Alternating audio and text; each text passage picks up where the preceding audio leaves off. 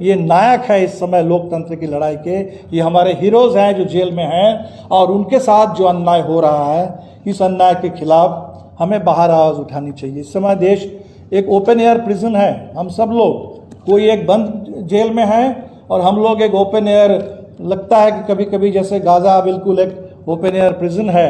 हमारा देश भी बहुत पीछे नहीं है, उससे बहुत दूर नहीं है।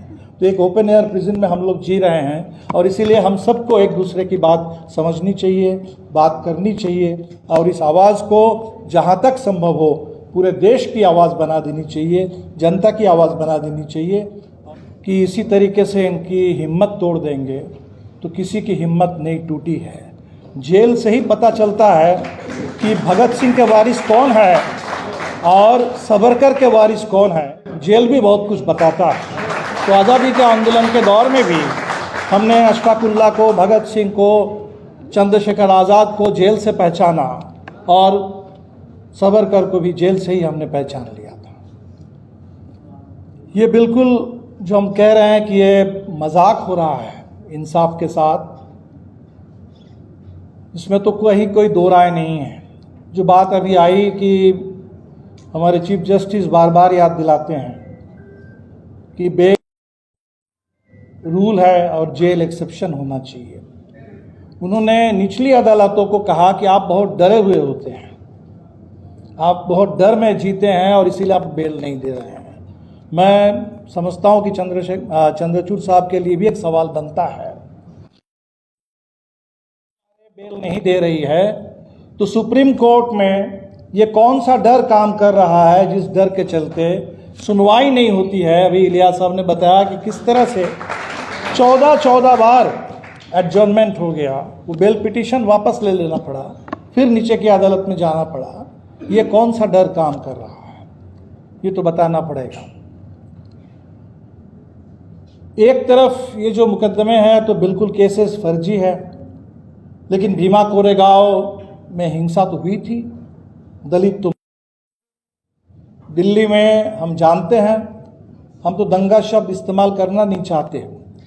ये जहाँ भी जब भी हम दंगा कहते हैं तो लगता है कि दोनों तरफ से कुछ मारपीट हुई और दोनों तरफ से लोग मारे गए। कुछ हिंदू ज़रूर मारे गए दिल्ली, जिसको हम दंगा कहते हैं। आमतौर पे जो भी हुआ है ये सारे कम्युनल कार्नेजेस हैं देश में, और कम्युनल शब्द का भी एक ही मतलब बन गया है, एंटी मुस्लिम।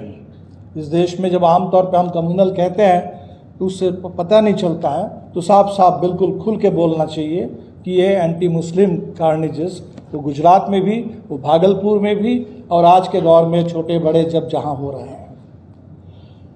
ये बात बिल्कुल सिस्टमिक है और सिर्फ इसी दौर में शुरू नहीं हुआ। हम तो उस पार्टी से हैं, अभी भी हमारे साथी टाडा में जेल में बंद है बिहार में। जब टाडा ख़त्म हो गया, टाडा लैप्स कर गया, ख़त्म हो गया, मान लिया गया कि टाडा ऐसा कानून है जिसका शायद उपयोग तो हो ही नहीं सकता, दुरुपयोग ही हो सकता है, जिसमें कहीं किसी टेररिस्ट का कन्विक्शन नहीं होता है, लेकिन ट्रेड यूनियन आंदोलन करने वाले, किसान आंदोलन करने वाले, उन्हीं को फंसाया जाता है। ये बात जब खुल के सामने आ गई थी देश में, तब जा कर के बिहार के एक टाडा कोर्ट ने हमारे 14 साथी को जहानाबाद अरवल के इलाके में आजीवन कारावास की सज़ा सुनाई।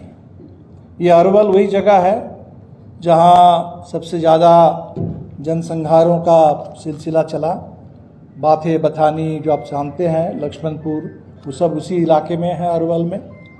उसी इलाके में हमारे 14 साथी जो जेल में डाले गए, तब से इस सुप्रीम कोर्ट में शांति भूषण जी उस केस को देख रहे थे। शांति भूषण जी को बिल्कुल उम्मीद थी इस केस में कोई दम नहीं है, ओपन एंड शट है, बस सुप्रीम कोर्ट से इंसाफ मिल जाएगा। और वो दौर था 2001 के बाद, 2001 में 9/11 के बाद, हमारे यहाँ भी पार्लियामेंट पर हमले के बाद, जैसे ही सुप्रीम कोर्ट में बात आई कि टाडा का केस है, कुछ सुनना ही नहीं है, सुप्रीम कोर्ट ने सीधा उसको खारिज कर दिया था उस समय। और उन 14 साथियों में मेरे ख्याल से 8 साथी जेल में रहते हुए गुजर गए हैं। अभी 6 साथी अभी भी जिंदा हैं। ठीक जैसे फादर स्टैन स्वामी को हम लोगों ने देखा, और गुजरने से पहले उन्होंने एक बहुत ज़बरदस्त बात कही थी। उन्होंने कही थी कि भाई सच कहने के लिए अगर कीमत चुकानी पड़ेगी तो मैं कीमत चुकाने के लिए तैयार हूँ। मैं समझता हूँ कि हमारे जो भी साथी आज जेल के अंदर हैं वो बिल्कुल इसी स्पिरिट के साथ जेल में हैं और लड़ रहे हैं। इसका जो लीगल पहलू है उस पर तो बहुत बातें हुई। मुझे लगता है कि हमें हमारे हिस्से की बात करनी चाहिए। ये बात बिल्कुल सही है कि ये जो हमारे साथी जेल में बंद हैं, इन बंदियों की रिहाई का मुद्दा जितना बड़ा मुद्दा है उतना बड़ा मुद्दा ये बना नहीं देश में। ये बहुत अफसोस की बात है, हमारे लिए शर्म की बात है कि विपक्ष में रहते हुए भी हम लोगों ने इसको उस तरह का एक राजनीतिक मुद्दा हम नहीं बना पाए। और हमें लगता है कि जिस समय से ये सीएए के खिलाफ कानून ये आंदोलन शुरू हुआ उसी दौर से एक कमज़ोरी इस देश में हम लोगों ने देखी। पहली बात तो हम उसको एंटी सीएए आंदोलन नहीं मानते हैं। हम कहते हैं कि इक्वल सिटीजनशिप मूवमेंट है। सिटीजनशिप अलग अलग नहीं हो सकती। सिटीजन्स कॉन्स्टिट्यूशन की नज़र में बराबर है और इसीलिए डिस्क्रिमिनेटरी डिवाइसिव कोई सिटीजनशिप लॉ हो ही नहीं सकता। और इसलिए वो जो आंदोलन